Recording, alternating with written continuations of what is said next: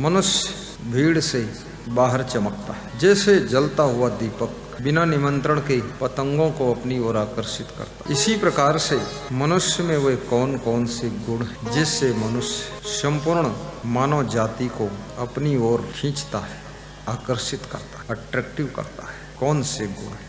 ये प्रश्न विदुर जी से महाराजा धीराज धृतराष्ट्र ने पूछा।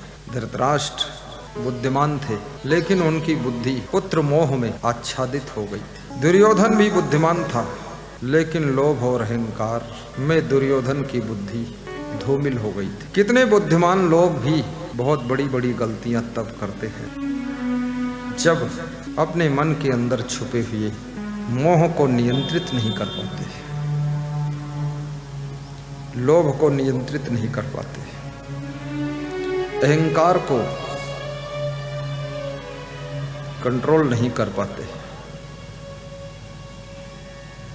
क्रोध को काबू नहीं कर पाते। इसलिए बहुत जगह लिखा हुआ पढ़ा होगा आपने, क्रोध बुद्धि को खा जाता है। क्रोधात् भव सम्मोहा सम्मोहात् स्मृति विभ्रमा स्मृति भ्रंशात् बुद्धिनाशो बुद्धिनाशात् प्रणश्यति।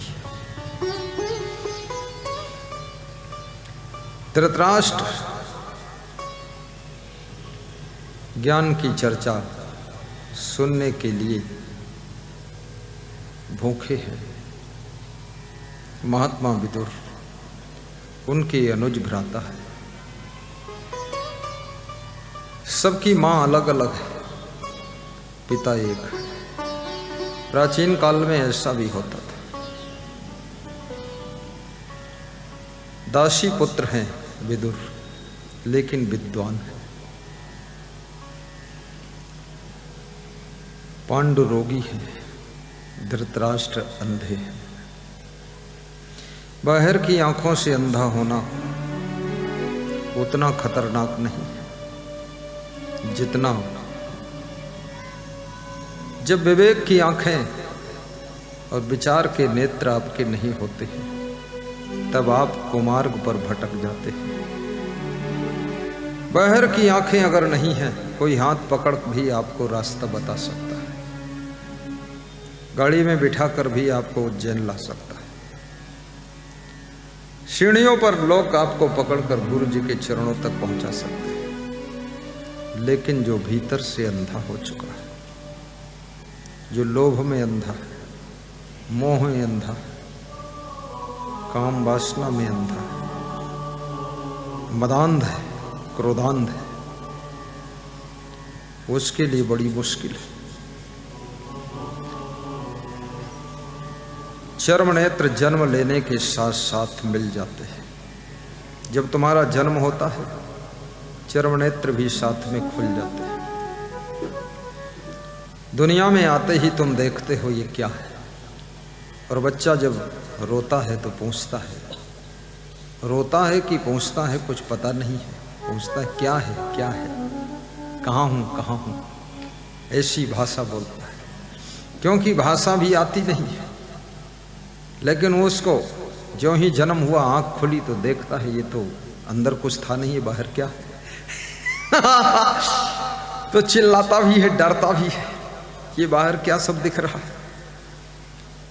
हवा भी लगती है, गर्मी लगती है, कष्ट भी होता है, क्योंकि मां के गर्भ के अंदर बालक के शरीर की अनुकूल व्यवस्था होती है। एयर कंडीशन है वहां पर। और बाहर आने के बाद यहां तो विषम कंडीशन है सब। तो ये चर्म नेत्र, ये केवल बाहर के संसार को देखने में मदद करते हैं, लेकिन ज्ञान नेत्र वे आपको खुद को देखने के लिए आपकी मदद करते हैं। जिसकी ज्ञान की आंखें नहीं खुली, वो दुनिया में दुनिया को तो जानता है, लेकिन खुद को नहीं जान पाता है। जब ज्ञान के नेत्र खुल जाते हैं, तो दुनिया को जानने के साथ साथ खुद को भी वो जान जाता है कि मैं कौन हूं और संसार क्या है। अपने को आप भूल के हैरान हो गया। कितने लोग अपने आप को भूले हुए हैं। बड़े संसार के आफा काफा लाफा जाफा में फंसे रहते हैं, बहुत रोते धोते रहते हैं। 1 मिनट उनको फुर्सत नहीं, 1 मिनट का उनके पास टाइम नहीं। पूरे संसार का बोझा लादे हुए आप लोग महान हैं, आपको विवेक भी है, ज्ञान भी है, इसीलिए समय निकाल कर आप आए। कितने लोग तो घरों में ताला लगा दिए और किसी दूसरे को रक्षक बना कर आए कि अब तुम देखना हम तो महाकाल जा रहे हैं।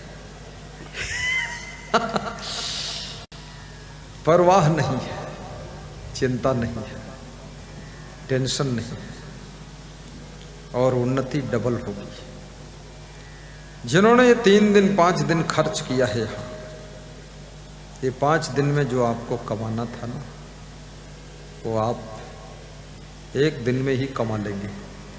और महीने में जोड़ लेना, जितना महीने में कमाते थे अगले महीने में आप उसके 1.5-2 गुना न कमा लेते। बात क्या,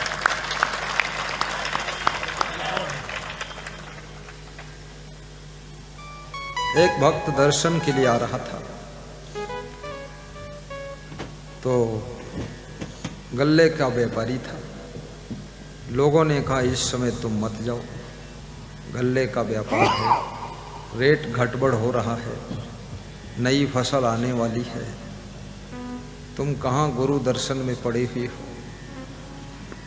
तो उसने कहा मैं बहुत कुछ कर सकता हूं लेकिन सब कुछ नहीं कर सकता, इसलिए मैं जा सकता हूं। जो भी घटबड़ होगा मोबाइल से बोल देंगे, बिक जाएगा। वहाँ से चला, 2 दिन में नेपाल बॉर्डर लखीमपुर विश्व कल्याण आश्रम कबीर धाम पहुँचा। 1 दिन रुका, दूसरे दिन फोन आया कि रेट घट रहा है, गिरना शुरू हो गया गल्ले का रेट।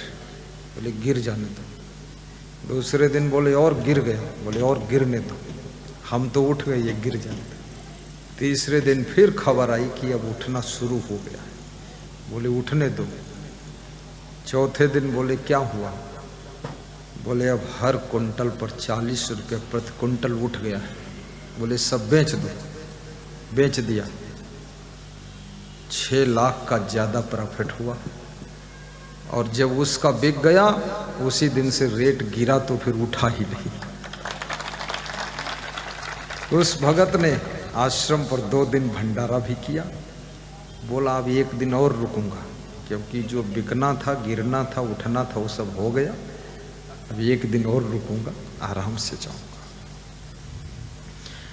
धर्म की राह पर जब तुम चलते हो, भक्ति के पथ पर पांव बढ़ाते हो, तो याद रखना ये कुदरत आपको मदद करने लग जाती है, हेल्प करने लग जाती है।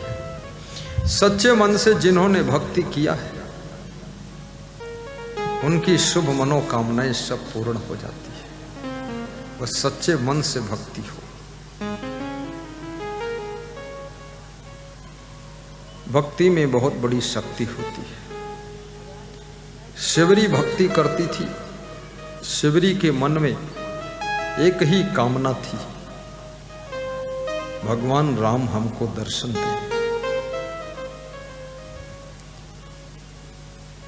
भगवान राम ने आकर शिवरी की कुटिया पर दर्शन दिया और शिवरी के बेर खाए और शिवरी का नाम राम के साथ में अमर हो गया। ये साधारण नहीं है। आज राम के नाम के साथ साथ शिवरी का नाम भी याद किया जाता है।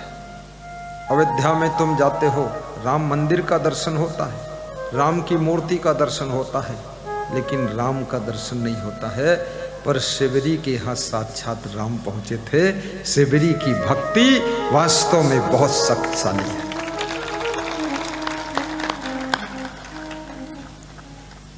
प्रेम एक ऐसी रस्सी है जिसमें इंसान तो इंसान, भगवान भी बंध जाता है।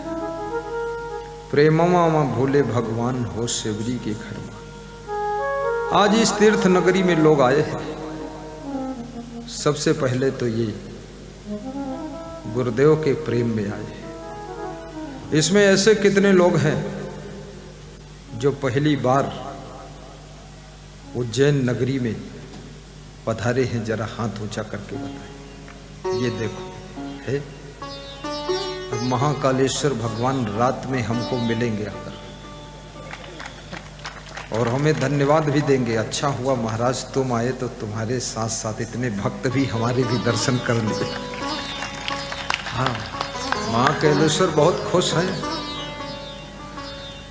अब रात में आज सपने में मिलन होगा, देखो क्या होता है।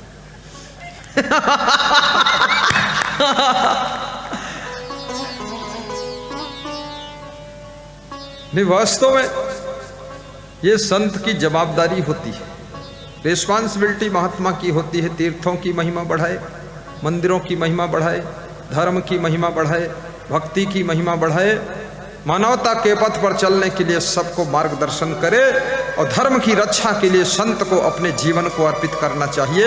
ये संत की जवाबदारी होती है और संत को ये सब काम करना चाहिए। बोलिए सतगुरु भगवान की जय।